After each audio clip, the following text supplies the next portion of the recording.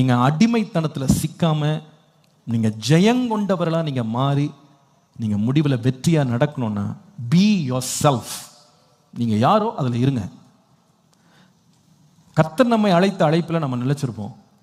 கர்த்தர் நம்ம கொடுத்ததுல மனரம்யமா இருப்போம். போதும் என்ற மனதுடனே கூடிய தெய்வ பக்தி.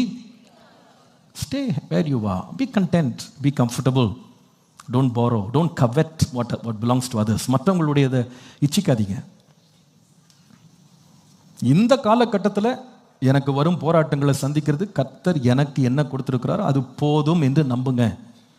Believe that this is enough. முடிவில் பார்த்தீங்கன்னா சவுலுடைய பட்டயம் செய்ய முடியாததை, ஈட்டி செய்ய முடியாததை, தலைச்சீரா செய்ய முடியாததை வெறும் கல்லையும் கவனியும் கொண்டு கர்த்தர் செய்து முடித்தார்.